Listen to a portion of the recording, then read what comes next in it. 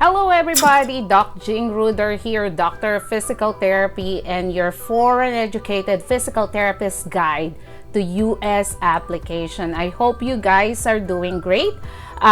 So it's been a while since I made a video, and so I need to get back into it again.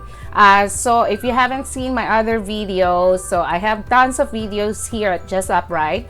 Majority of it, I'm helping foreign educated physical therapists on how to apply as physical therapists here to the US, how to be licensed, and how to find an employer here in the US. Okay, so today what we're going to talk about are the disadvantages and the advantages, or advantages and disadvantages of having a New York license. Okay, for if you're applying for New York. Okay, so you might heard me before saying that New York is the easiest state to apply a license, which is true, but of course there are disadvantages of that. So why do many people have a New York license first? Okay, why do they go for New York?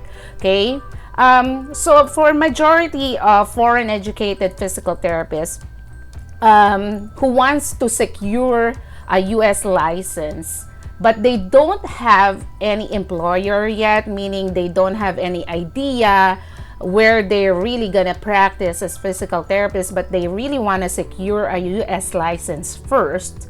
So that's why a lot of foreign educated physical therapists go for New York. Okay, so we're going to talk about the advantages and disadvantages of applying to New York. Okay, so let's get into it.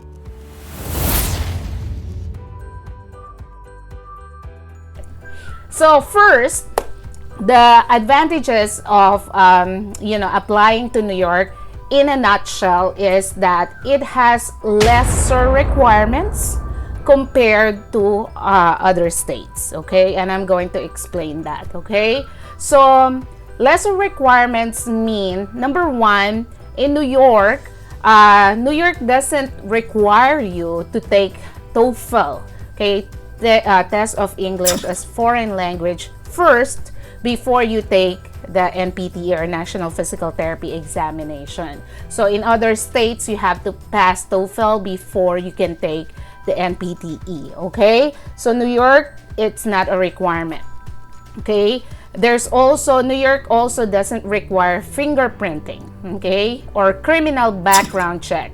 So other states, you have to go through fingerprinting, criminal background checking before you can complete your application to that state, before you can take the NPTE. Okay, also New York doesn't require social security number before you can apply. Okay, so states like California, Nevada, Indiana, they require you to have social security number before you can even start to apply. Okay, so these are not the start of states. You cannot start here in these states if you do not have an immigrant or working visa yet. Okay, because you cannot have a social security number if you're not a US citizen, you're not an immigrant visa, you don't have a working visa. Okay, so New York doesn't require. So some states acknowledge the alternate identification number, or AIN,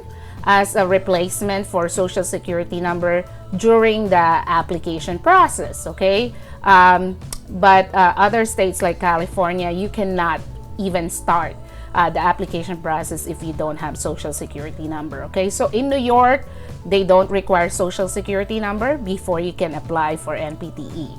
Okay, and lastly, your New York license can be released to you even if you're still in your own country. Okay, like what happened to me, I was still in the Philippines.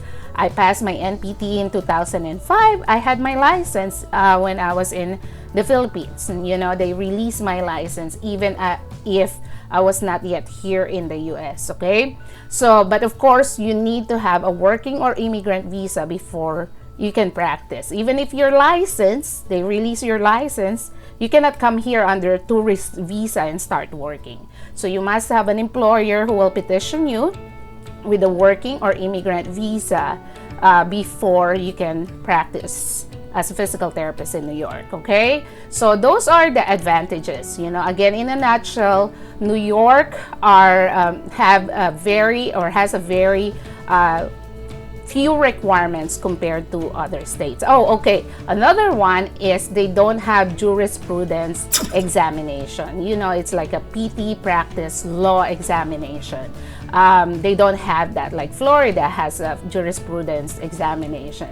Okay, other state has ethics examination as well. Okay, so New York doesn't have that. So to recap, the advantages of applying to New York, in a nutshell, they have fewer requirements compared to another state. They don't require you to pass TOEFL before you can take the NPTE. They don't have the fingerprinting, background checking before you can take the NPTE. Social security number is not required for you to apply to New York to take the NPTE. New York license can be released to you even if you're still in your own country, and they don't have jurisprudence examination. Okay,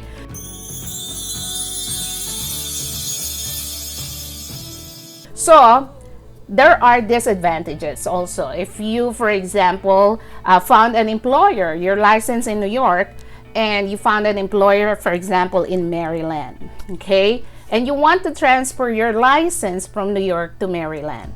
Okay, so since New York has their own FCCPT or CGFNS, the only purpose of that FCCPT and CGFNS, that is exclusive for New York. Okay, so it means that you have to do another credentialing for Maryland, specifically for Maryland. Okay, you cannot use your New York FCCPT or New York or CGFNS in New York for Maryland, because that kind of credentialing is exclusive only for New York. So you have to have another credentialing specific to that state if you want to transfer your license to, for example, Maryland. Okay, so whatever state, but you don't need to take another examination. Okay, you have to get it straight. You passed the NPTE already, you just want to transfer your license to another state.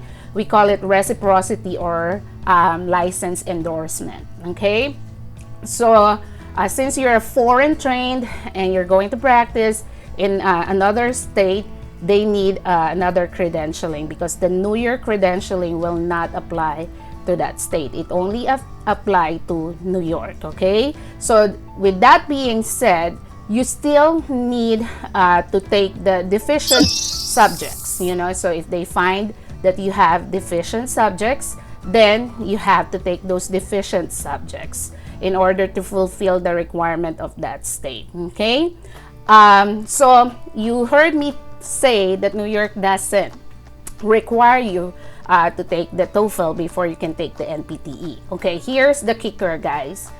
If you are still in your own country, you don't have a working visa, you don't have an immigrant visa, you're not a US citizen, okay, you're practically starting from zero when it comes to visa, you will need a healthcare worker certificate. Okay, healthcare worker certificate dictates that any applicant, physical therapist applicant, should have a master's degree.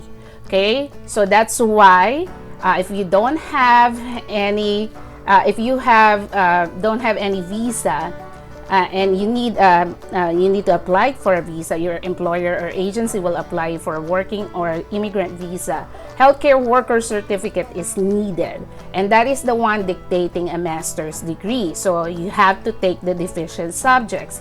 And also another requirement of a healthcare worker certificate is passing the TOEFL, okay, test of English as foreign language. Okay, so you cannot get away from taking TOEFL if you're a foreign trained physical therapist, even if the states say we don't need your TOEFL, but they didn't specify whether are you here in the US or you're outside the US. If you're outside the US, you're still abroad, you don't have a working immigrant, you're not a US citizen, you need a healthcare worker certificate, And there are requirements. Major requirements are, coursework tool number 6 dictates that you should have a master's degree or master's equivalent, and you have to pass the TOEFL examination or the TOEFL test. Okay, so I explained this further in the turbocharge masterclass. So if you want to speed up the process of your application by knowing the ins and outs, the do's and don'ts, not wasting your time, not wasting your money, answer all your questions and your doubts, enroll to the turbocharge USPT masterclass. So the link is down below. I answered so many questions there. I clarified so many confusion. There's myth busters, wrong beliefs, wrong information that I straightened out with facts and with statistics that I showed, and the truth about application, the step-by-step process. You will learn so much in the turbocharge masterclass, saving you time from surfing from the internet, googling, watching tons of YouTube videos just to learn. Reinvent the wheel. Don't reinvent the wheel. The wheel has been invented already. There is a system, there is a process, and I can help you with that as well. So you can enroll on the turbocharge masterclass. You can schedule a complimentary call with me, so I can know who you are, where you are at, what your goals are, how can I help you through the process so that it will be less painful, more tolerable, a lot faster, less frustration, less confusion, and less delay in your part, and you will be prioritized by US employers. So if you have any other video suggestion, questions, clarification, just put them in the comment down below. My email address is justuprightllc@gmail.com. You can email me. We can schedule a Zoom meeting wherever you are in the world. I give away a 30-minute complimentary call, 20 to 30 minutes, just to figure out how can I help you in the process, and we'll go from there. Okay, so I hope that was helpful, guys. Thank you so much for watching. Until the next video, stay blessed.